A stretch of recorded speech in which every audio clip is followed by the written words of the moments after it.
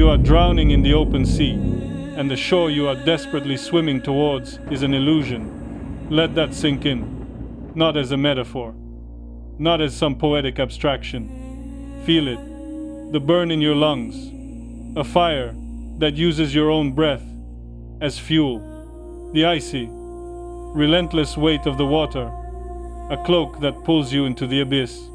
Your arms, heavy as stone, cutting through the waves in a rhythm of pure animal panic. Slap, pull, gasp, over and over. Your eyes sting with salt and desperation, fixed on that thin, dark line in the distance. Land, safety, survival. This struggle you believe is your salvation. It is the very thing that is killing you, because you have forgotten the water. You have forgotten that this very ocean, this terrifying, infinite expanse of blue, is what you are made of. That it cradled you in the womb of creation. That it falls from the sky as mercy. That it quenches the thirst of continents. Your body is 70% of it. Your blood tastes of its ancient salt. Your struggle is not with the water. Your struggle is within it. And your salvation lies not in reaching a shore you cannot see, but in realizing you are already home. In letting go. In floating. This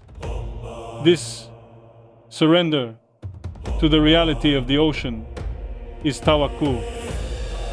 We think trust is passive, a soft, fragile thing for the quiet moments, a whispered prayer before an exam, a hopeful glance at the sky when the bank account runs dry. We see it as the absence of action, the final, desperate resort when all our own plans have crumbled to dust. We are wrong. Tawakkul is not the opposite of action. It is its soul. It is the sailor who ties his camel and then entrusts its security to the one who created the camel, the rope, and the knot. You've heard the story, haven't you? The Prophet, peace be upon him, and the Bedouin. The man leaves his camel untied, saunters off to pray, and when challenged, says, "I trust in Allah." And the Prophet, with that profound, earth-shattering practicality, says, "Tie your camel, then put your trust in Allah." Sunan al-Tirmidhi. Tie your camel, do the work, make the plan, study for the exam, send out the resume, prepare for the battle, take the medicine, swim if you must, but then you must do the harder thing, the thing that scrapes against every human instinct for control. You must let go of the outcome. This story is not about a man who didn't tie his camel. It's about all of us who, after tying it with a dozen complex knots, still sit there, white-knuckled, staring at it, trying to control the wind, the weather, and the intentions of every passerby. We trust the knot. We do not trust the one who gave us the strength to tie it.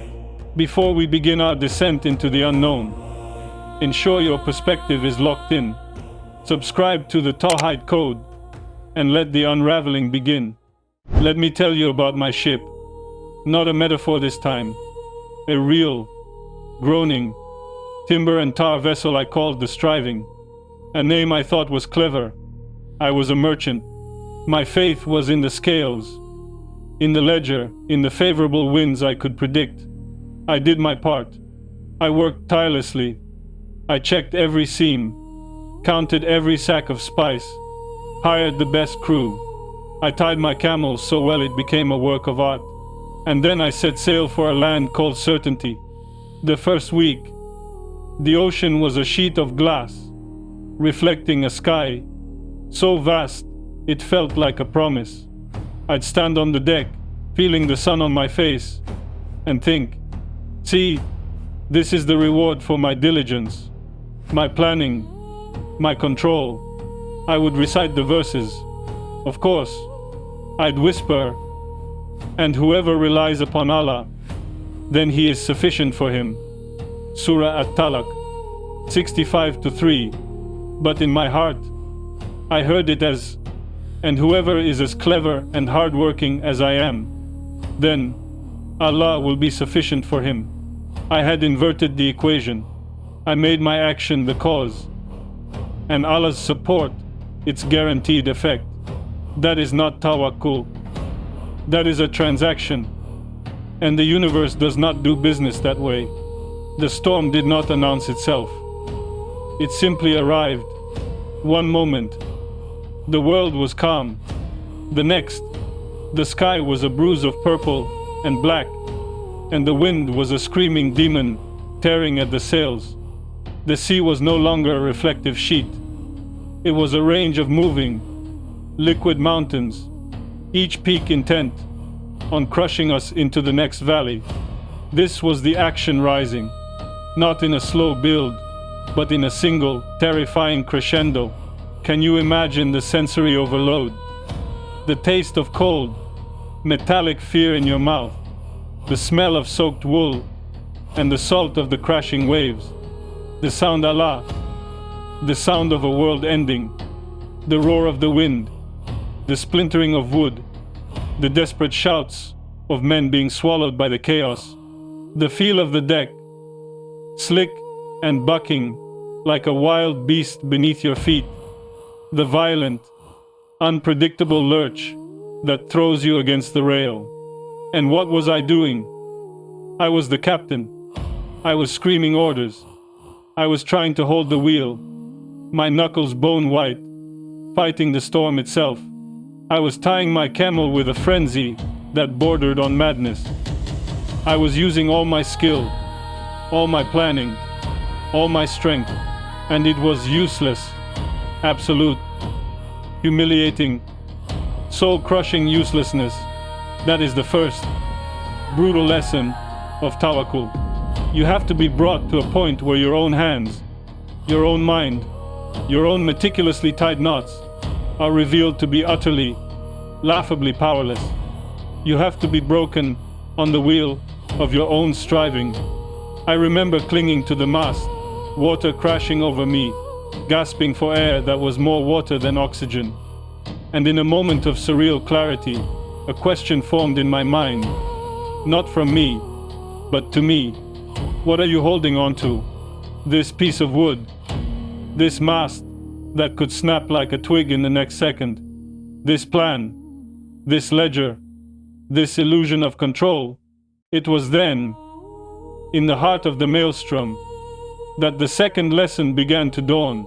A hadith Qudsi, a sacred saying from Allah Himself, floated up from the depths of my memory, a life raft made of words. I am as my servant thinks I am. If he draws near to me by a hand's span, I draw near to him by an arm's length. If he draws near to me by an arm's length, I draw near to him by a fathom. If he comes to me walking, I go to him at speed. Sahih al-Bukhari. I was not walking. I was drowning. And in that state of absolute helplessness, what did I think of him? Did I think he was a distant, indifferent king, a cruel tormentor? Or did I think he was Al-Wadud, the loving, Ar-Rahman, the most merciful, Al-Karib, the ever-near? My actions had failed. My plans had drowned. All that was left was my thought of him. The climax was not the biggest wave. It wasn't the loudest crack of thunder. The climax was internal. It was a silent, seismic shift inside a single, terrified human heart.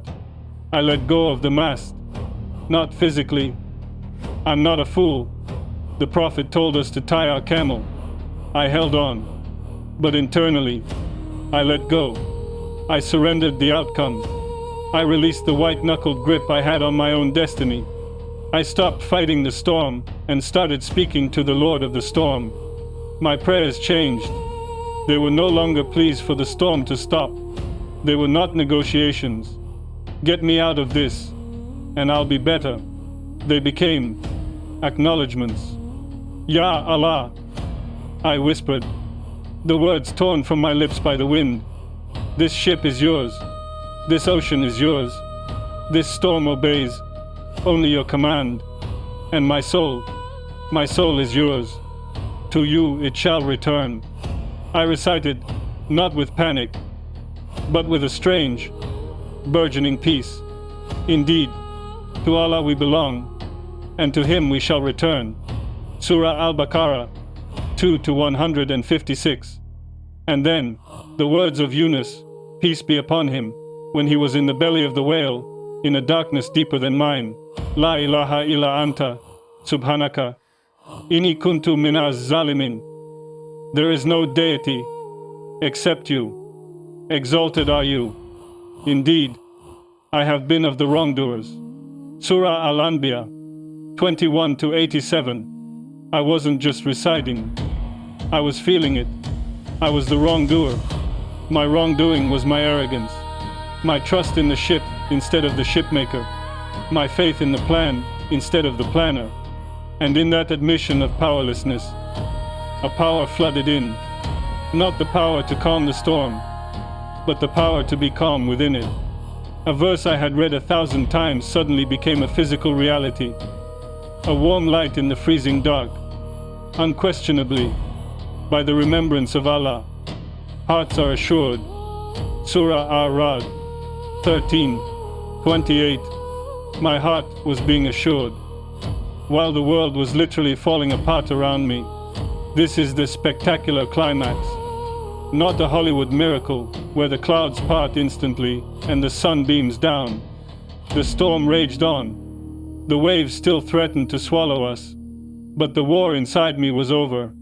I had surrendered.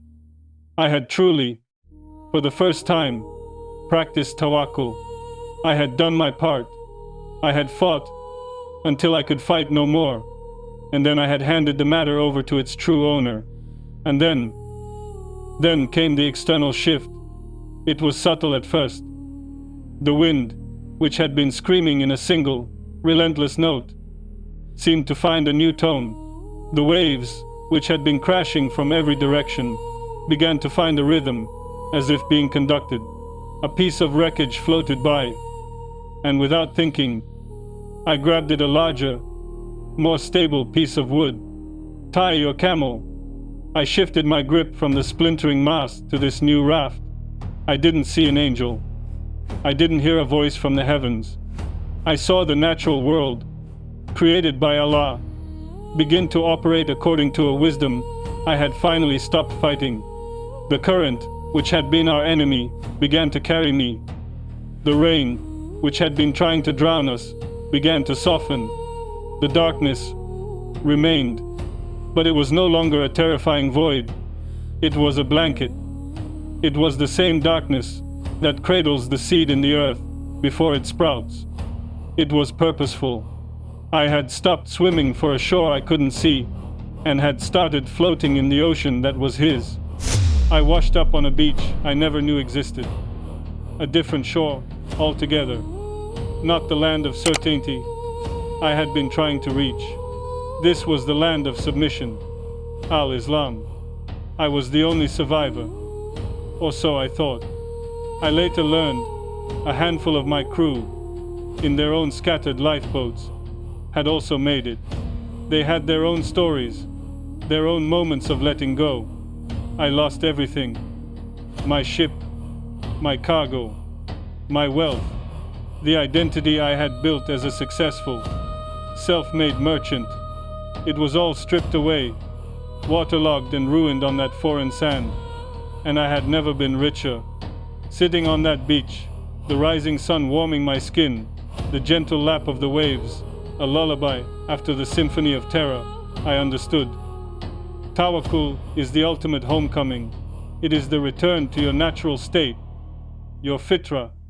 We are born in a state of utter dependence, and we spend our lives building fortresses of independence, only to discover they are made of sand. Tawakkul is the tide that washes those fortresses away, not to leave you homeless, but to remind you that your true home has always been with your Lord. The Quran says, and He is with you wherever you are. Surah Al-Hadid 57-4. We read it. We nod. But we don't believe it. Not really. We believe He is with us in the mosque. Maybe in our prayers. But in the boardroom, in the hospital, waiting room, in the storm, we act as if we are alone. And we only call for Him when our own solutions fail. Tawakkul is living the reality of that verse. It is knowing in your bones, in your blood, that He is with you here. In the struggle, in the fear, in the failure. He is not a destination at the end of your successful journey. He is the companion on the journey, especially when you are lost. So, what is the lesson? Is it a magical formula for a life without storms? No. The promise is not calm seas. The promise is the unsinkable ship of the heart. The Prophet Muhammad, peace be upon him, said, "The affair of the believer is amazing. All of it is good, and this is for no one but the believer. If something of good befalls him, he is grateful, and that is good for him. If something of harm befalls him, he is patient, and that is good for him." Sahih Muslim. Did you hear that? All of it is good. The promotion and the bankruptcy, the clean bill of health and the diagnosis, the calm voyage and the shipwreck, it is all good, because for the one who has true tawakkul, every event is a direct transaction between him and his Lord. It is either a blessing to be grateful for, which draws him nearer, or a trial to be patient through, which purifies him and draws him nearer. It all leads to him. This is the core of Tawhid, the oneness of God. It is not just a theological concept. It is an operational reality. It means recognizing that there is no true causer except Allah. The job interview does not give you rizq, sustenance. Allah does. The medicine does not heal. Allah does. The ship does not carry you. Allah does. When you tie your camel, you are merely following a sunnah, enacting a minaz-zalimin. But the one who holds the camel in place, the one who makes the rope strong, the one who keeps the thief away, is Allah, and only Allah. Tawakkul is the soul of Tawhid in action. It is living the la ilaha illa Allah. There is no true power, no true planner, no true holder of outcomes, no true source of safety, except Allah. So, you there, listening to my voice, you are in your own storm right now. Maybe it's a storm of finances, of a broken heart, of a sick child, of a dream that died. You are swimming with all your might towards a shore you think will save you. You are exhausting yourself, tasting the salt of your own tears, feeling the burn of your own effort. Stop, just for a moment. Stop, tie your camel, do what is in your power. It is your duty. But then, let go, float, surrender the outcome to the one who created the ocean you are in. Trust in the inherent, divine wisdom of the current that carries you, even when it seems to be taking you away from where you want to go. For the one who commands the wind and the waves is also the one who fashioned your heart, and he will never, ever break the heart that truly, fully, and finally returns to him. And whoever relies upon Allah, then he is sufficient for him. Surah At-Talaq 65-3. He is sufficient. Not your plan, not your strength, not your shore. He is sufficient. And that is everything. If you like this reminder, you'll surely love this one, which talks about the 6 pillars of faith.